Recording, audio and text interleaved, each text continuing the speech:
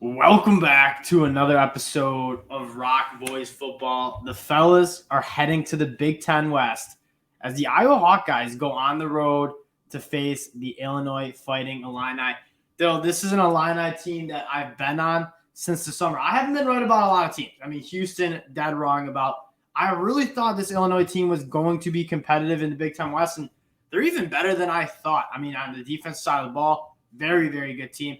On the offense with the new OC, I love what I'm seeing from this offense. I think Tommy DeVito is giving this offense some life, and they're going up against one of the best defenses in the country. Before we get into it, though, just wanted to thank everybody for all the support. It truly means a lot. This time a year ago, the fellas had 40 subscribers. We're almost up to 2,000, and that is thanks to everybody who supports the channel. We really do appreciate it. So if you do like the content, consider subscribing. It means a lot to the fellas. And then leave your thoughts in the comments section on what you think is happening in this game. Phil, let's start talking some ball. What do you have in this game here? I think this Iowa team is getting criminally disrespected in this game against Illinois. An Illinois team that I think people are, I don't know, yeah, they just beat Wisconsin badly, but that drew a firing out of a Wisconsin coach. And I'm not sure that game is indicative of how good or in my opinion, not so good Illinois is. I think they're at different phase in their development than Iowa, and I don't get this line, frankly. Yeah, I mean, Illinois catching 3.5 points against Iowa, if you told me that would happen before the season, I would have been quite surprised. But if you look at the body of work from both these teams, you really have to like what you've seen from Illinois. I mean, this is they very realistically should be 4-0. They beat Wyoming badly to start the season. They looked awesome. Indiana, they were the better team for 3 quarters and a half, and then kind of just lost their mind towards the end. They've smoked UVA. They beat up on Chattanooga, and then go on the road to Wisconsin and just thump the Badgers. This Illinois team, and I'll give you why I like this Illinois team so much. It's on the defense side of the ball. We'll get to their offense, but I mean, this is a team that, what does Iowa need to do? They need to stay on schedule. We saw it even last week against Michigan. When Iowa's behind the chains, 3rd and 7, and Spencer Petras needs to sit in the pocket and push the ball down the field, he can't do it. This Illinois team. See, that's where I think you're very mistaken, and you're judging Spencer Petras off probably the first 2 or 3 games. But if you watch that Michigan game, he actually played a pretty solid game from top to bottom. I mean, he did have 245 yards passing on 21 completions, and he played a good, efficient game. I think their tight ends played really good football. I like Laporte and Lacey. Those two are good. In Regain, had a really good game at wideout. So I think people are judging Iowa too hard on a couple horror games, and they were really bad. And I'm not saying Spencer Petras is even an above average Big Ten quarterback, but if he plays like he did against Michigan, I don't think this Illinois team should be favored by 3 points. Spencer Petras was good in the second half when Michigan was kind of parking the bus a little bit, I thought. I mean, they really could not move the football in the first half when Michigan was trying to smother them. When Michigan let their foot off the gas pedal, which as a Michigan fan I was a little bit frustrated with, that's when Spencer Petras really started to cook. I don't think this team can run the ball well enough, although I will add that this true freshman for Iowa, I want to pull up his name and get it right, Caleb Johnson, is really good. I was really impressed with what I saw from him. So I expect him to get more touches. He's averaging 5 yards a carry. Easily their most efficient and explosive back out of the backfield. I do like that, but I mean, this Illinois team, getting back to my point, is they live beyond the line of scrimmage. Keith Randolph Jr., 6.5 tackles for a loss. Jazar Newton, 4.5 tackles for a loss, 3 sacks. Having a guy like Sidney Brown who can walk in the box as a safety and be kind of another linebacker, I don't see Iowa running the ball very well. And this Illinois defensive backfield is extremely good. Devin Witherspoon and company. I don't see Iowa getting much traction on the offense side of the ball. And I'm kind of high in this Illinois offense. I agree. I don't really think either team's going to score a whole lot of points. I think Iowa's going to be able to do enough personally, just because, again, I do think as bad as Petras looked at times in the beginning of the year, I do think he's coming on a little bit. I mean, the Iowa coaches are saying that. I think he did. Yeah, it is probably fair to say he did was more effective against Michigan in the latter parts of the game, and maybe they were parking the bus, whatever. But I mean, he made big time throws either way. Like that throw up the seam to that tight end when he was blanketed, like he makes those type of throws. Iowa's going to be able to move the ball enough, and I mean, just frankly, on the other side of the ball, I don't really see Illinois being particularly able to score.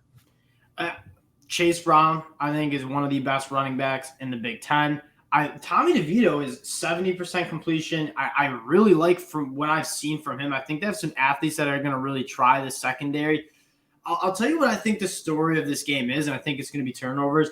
The only way Iowa is really scoring points is when they get short fields for their offense. They're very good at forcing turnovers. Well, guess what? Illinois is also very, very good at forcing turnovers. 2.6 turnovers a game. They have 8 interceptions on the year. Whatever team takes care of the ball better is going to win. I will say, I don't hate getting 3.5 points for Iowa, because I do think this will be a very close game. You take a look at the spread. I think the spread is like laughably low, 35 points.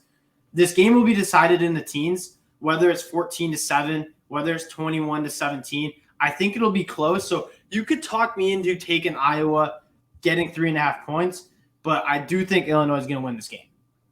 Yeah, no, I don't know. I mean, you look at how one-dimensional I think Illinois has been for most of the year. I mean, even against that Wyoming team, DeVito did not look good enough, I think. And he had moments during the Indiana game, but I mean, they got to score the ball. They got to score in the red zone and have some issues where I don't think he's the guy. And I think the main issue I have with him is he never pushes the ball past 10 yards. And I think that's going to be a bit of a problem, because if Iowa can key in on them inside 10 yards in their zone, I don't know. I just kind of think, I just have a hunch that Iowa is going to be really difficult for Illinois, just because, yeah, I'm very not much a DeVito guy. Yeah, too cautious. Like, you need to be able to move the ball a little bit, get some explosive plays. They just are so heavily reliant on Chase Brown and screen passes, and I think Iowa's a disciplined. But the thing is, that's kind of what I was asking them to do in the summer. Is like something that Tommy DeVito is really good at, is being accurate in their short and intermediate throws and getting the ball out quickly. You look at this Illinois offense, where are your playmakers? You have Chase Brown in the backfield, you have Isaiah Williams at that wide receiver, and they have like a couple of guys that have really come on. Brian Hightower has been really impressive. Pat Bryant's been really impressive. Get the ball out quick. I'm not asking them to push the ball downfield. This doesn't need to be the most explosive offense. You have guys like Chase Brown, Isaiah Williams, who you get in space, they're very hard to tackle. That's what I want them to do. Don't ask Tommy DeVito to go out and win a Heisman. Ask him to do his job, and that's what he's done. He's 70% completion percentage, 9 touchdowns, only 2 interceptions. Like, he's doing what Illinois is asking him to do on offense, and I think that's working out perfectly. Yeah, but that's fine when you're playing these weaker defenses. I mean, Indiana is not a good team, and that's probably Wisconsin is, I don't know. They're both kind of bad teams, honestly. So I will say this Wisconsin defense is not what we're used to seeing. I mean, they were kind of getting pieced up by Washington State. They had a couple turnovers timely on both sides, so I guess it hurt them in both directions. But again, a Wisconsin team that's not showing a ton, and obviously that's why Paul Chryst got fired. And so if Illinois wins this game, will we treat them properly? It depends. I mean, it depends. If Spencer Petras has like 40 yards and doesn't complete a pass, no.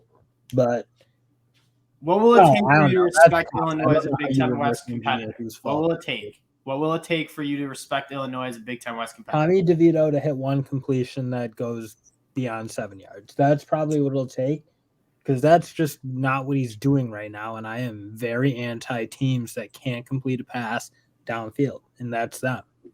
We'll see. We'll see on Saturday. I'm very excited for this one, because this Big Ten West is wide open, and you're looking at 2 competitors in the Big Ten West.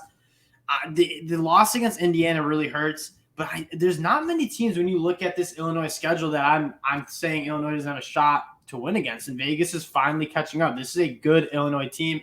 I'm excited to watch them. This is going to be a very good game. That's they gave up 330 yards to Connor Bays like in Indiana, Jay. That's like gross. That's gross football. You just talked to me. Give me Illinois to cover 3.5. This one is going to be a good one. Hey, They're going to score 2 points, and we'll end it like on that.